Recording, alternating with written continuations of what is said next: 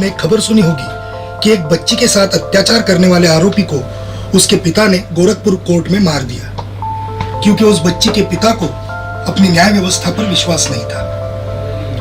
बहुत सारे लोगों को ऐसे आशंकाएं हैं कि न्याय देर से मिलता है और सामान्य व्यक्ति को न्याय मिलता ही नहीं। बहुत हद तक ये बात ठीक भी लगती है, लेकिन इसका मतलब ये नहीं कि हमारी न्याय व्यवस्था गलत है। हमारी न्याय व्यवस्था पीड़ितों को न्याय दिलवाने के लिए और दोषियों के विरुद्ध कार्रवाई करने के लिए पूर्णतः सक्षम है। लेकिन कई सरकारी अधिकारी, सरकारी वकील और न्यायाधीश जिन्हें खुद को कई मामलों में लॉ पता नहीं है या फिर कई मामलों में लॉ का ठीक से इस्तेमाल नहीं करते हैं, इस वजह से ये दिक्कत आती है। हम लोगों ने सामान्य व्यक्ति का न्याय व्यवस्था पर विश्वास कायम रहे और वे कानून हाथ में लेने के बजाय न्याय व्यवस्था को सुदृढ़ बनाकर दोषियों को सजा दिलवाए, इस उद्देश्य से एक नई शॉर्ट फिल्म की सीरीज शुरू की है। इस माध्यम से हम आपको ये बताएंगे कि अगर कोई न्यायाधीश जानकार और ईमानदार हो तो वो किस तरह से लोगों को तुरंत न्याय दिलाता है और दोषियों पर कार्रवाई करता है। इस बात को आप जितने ज्यादा लोगों तक पहुंचाएंगे उतनी ही जागरूकता बढ़ेगी और अत्याचारियों का अत्याचार भी कम होगा, उनका मनोबल टूटेगा और इससे हमारे देश में लॉ एंड ऑर्डर की परिस्थिति बेहतर बनेगी।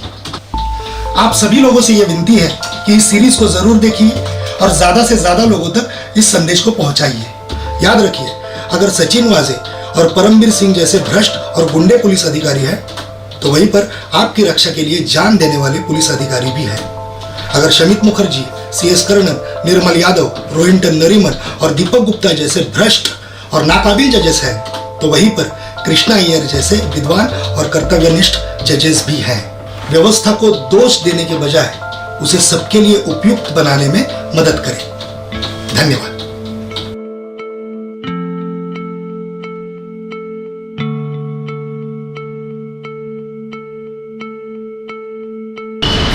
एक मिनट, साइड में आइए।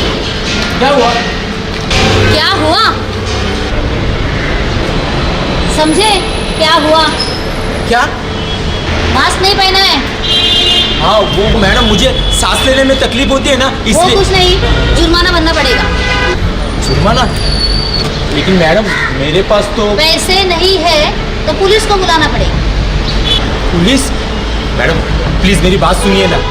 क्या है, नया नया जॉब लगा है मुझे। लॉकडाउन में ना नौकरी भी चली गई, 1 महीना भी नहीं हुआ अभी काम पे लगे हुए।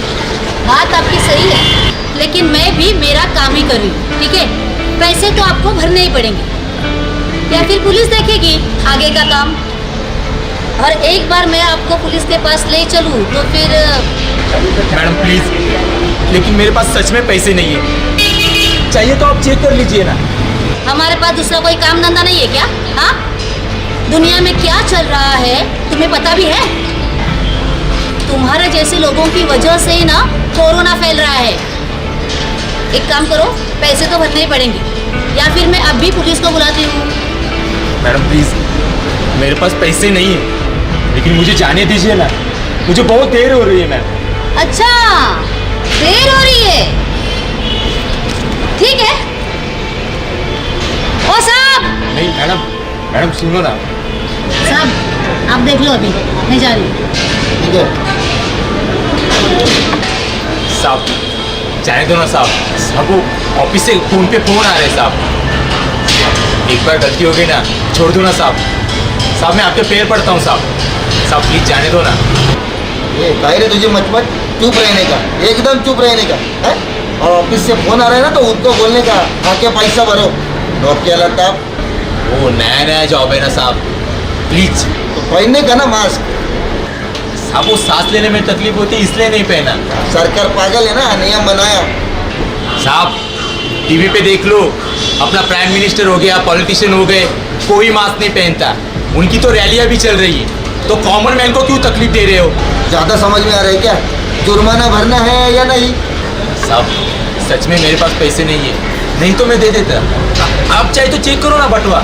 ए बाबा, ये क्या कर रहा है? ऐसा कॉमन पब्लिक का बटुआ चेक करने का राइट्स नहीं है हमारे पास। तो फिर क्या कॉमन पब्लिक को हरास करने का राइट है इनके पास? किस अधिकार से इन्हें रोका गया? किस अधिकार से गलत चार्ज लगाया गया? ऑब्जेक्शन जज साहब, कोई गलत चार्ज नहीं है। इन जैसे गैर जिम्मेदार लोगों की वजह से बाकी सब लोगों को परेशानियां झेलनी पड़ती है। इनको इनके जिम्मेदारी का कोई एहसास ही नहीं है। आज इस देश में जो मुसीबत की घड़ी आई है, इतने लोगों की जानें चली गई है, लेकिन इन सब से इन लोगों को कोई फर्क ही नहीं पड़ता। सब मिलकर यह कोशिश कर रहे हैं कि इस भयंकर बीमारी को कैसे रोका जाए, लेकिन इन लोगों को इस बात की गंभीरता से कोई लेना देना ही नहीं है। इसलिए मैं आपको विनती करता हूं कि इन्हें इनकी गुनाह की लायक सजा दी जाए। कौन सा गुनाह मिलॉर्ड? सरकारी वकील साहब ने इधर उधर की बातें कर ली, सभी झूठी बातें कही, उस पर मैं बाद में आऊंगा।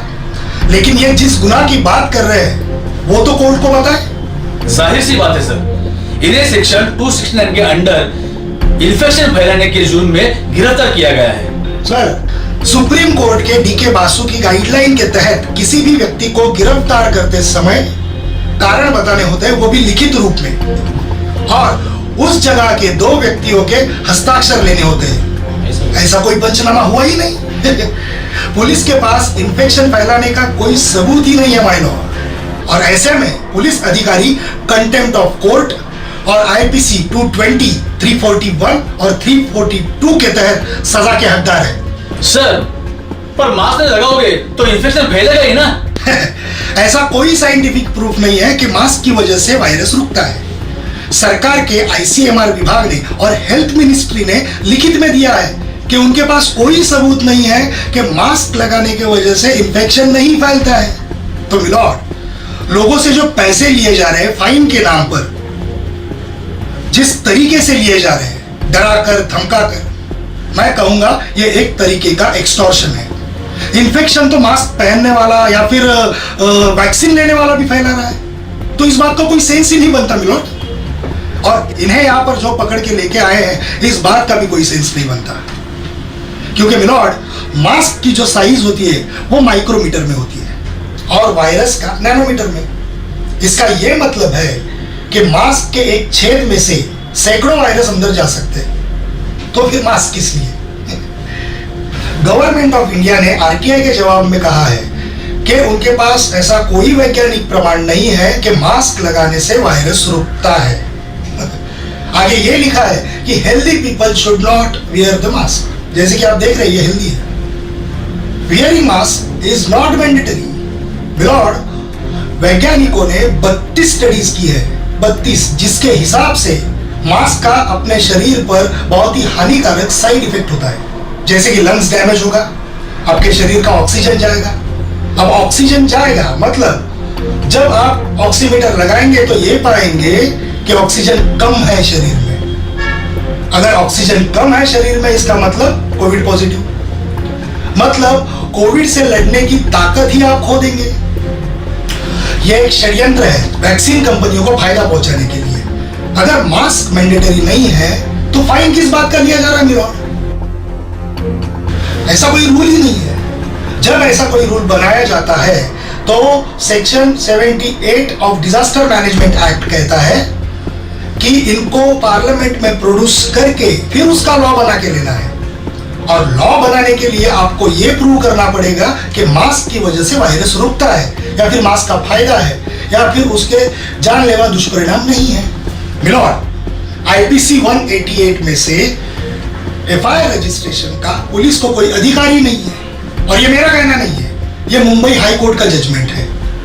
HLS शवे versus state 2020 SCC online Bom 959, और बिना आधार के अंडर 269 लोगों को इन्फेक्शन फैलाने के जुर्म में गिरफ्तार किया जाता है। ये ज्यादती है मिलॉर्ड, ये पद का दुरुपयोग है, ये बेलेबल सेक्शन है।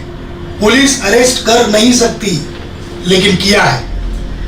तो जज साहब, मैं आपसे विनती करता हूं कि इनका कोई जुर्म ही नहीं है तो इन्हें बाइज्जत बरी कर दिया जाए, और आरोपी पुलिस वाले के खिलाफ आईपीसी 341 के तहत गलत तरीके से रोकने के लिए, आईपीसी 220 बिना मतलब रोक के रखने के लिए, और आईपीसी 221 फॉल्स चार्ज गलत इल्जाम लगाने के जुर्म में कांस्टेबल साहब को 7 साल की सजा दी जाए, और सीआरपीसी के सेक्शन 357(3), 250, 342 के तहत मेरे क्लाइंट को कॉम्पेंसेशन के तौर पर 10 लाख रुपए दिए जाए।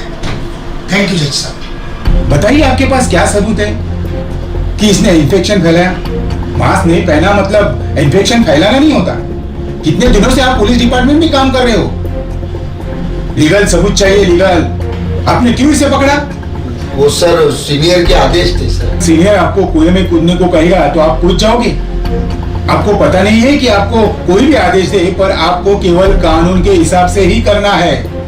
आप सुप्रीम कोर्ट का नंदिनी शतपथी और एमपी द्विवेदी का आदेश पढ़िए। ये फाइन किस नियम की तहत लिया जा रहा था? सर वो बीएमसी का नियम है सर। बीएमसी के कमिश्नर का? बीएमसी के कमिश्नर के राष्ट्रपति हो गए? क्योंकि डिजास्टर मैनेजमेंट एक्ट में किसी भी तरह का फाइन लेने का कोई प्रोविजन नहीं है।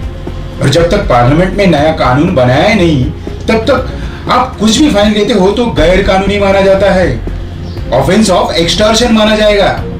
तो मैं मार्शल के खिलाफ एक्सटॉर्शन का सेक्शन 385 और अन्य धाराओं के तहत प्रोसिक्यूशन में ऑर्डर करता हूं क्योंकि इन्होंने पुलिस की धमकी देकर पैसा वसूल करना चाहा। सरकारी वकील साहब, आप आपका कर्तव्य भूल गए हो। अब सरकारी वकील हो, अब पहले ऑफिस ऑफ कोर्ट हो, अब पुलिस के माउथ पीस नहीं हो। अब पोस्टमैन की तरह काम नहीं कर सकते हो। जो पुलिस ने बोला और आपने कोर्ट को बोल दिया। अगर किसी व्यक्ति को गलत तरीके से पकड़ा गया है तो यह आपकी जिम्मेदारी है कि आप कोर्ट को बताएं कि इस व्यक्ति पर अन्याय हुआ है। उसको वकील लगाने की जरूरत नहीं है। अब सुप्रीम कोर्ट का शिव कुमार का आदेश पढ़िए तो आपने भी प्रोफेशनल मिसकंडक्ट किया है। क्या आपको ये पता है कि इन्वेस्टिगेशन करते समय दोनों बाजू का पक्ष लिया जाता है?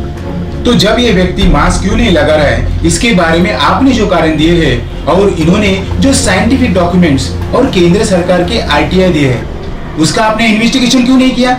आप जरा सुप्रीम कोर्ट का बाबू भाई का आदेश पढ़िए, अब जुगल किशोर का आदेश पढ़िए, ऐसे और कई जजमेंट है। तो आपने इन्वेस्टिगेशन जो है वो आपने पक्षपात पूर्वक किया है, इसलिए आप कंटेम्प्ट ऑफ कोर्ट के भी आरोपी हो।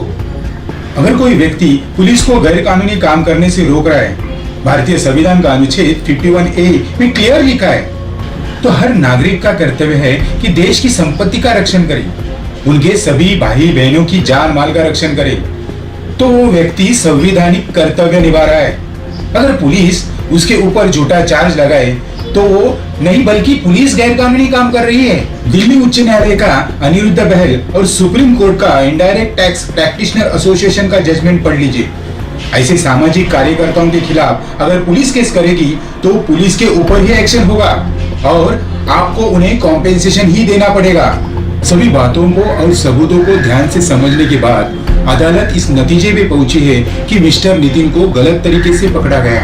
उनके खिलाफ झूठा केस दर्ज किया गया जिसकी वजह से उन्हें आर्थिक, मानसिक, शारीरिक पीड़ा हुई है। ये अदालत नितिन को बाइज्जत बरी करती है और आरोपी पुलिसकर्मी तथा महापालिका के मार्शल के खिलाफ गिरफ्तारी का वारंट जारी करने का आदेश देती है और उन्हें तुरंत गिरफ्तार कर जेल भेजा जाए और सीआरपीसी 342, 250 के तहत यह आदेश देती है कि दोषी पुलिस और महापालिका के मार्शल को दोनों मिलाकर पीड़ित नितिन को 2 लाख रुपए नुकसान भरपाई के तौर पर दे।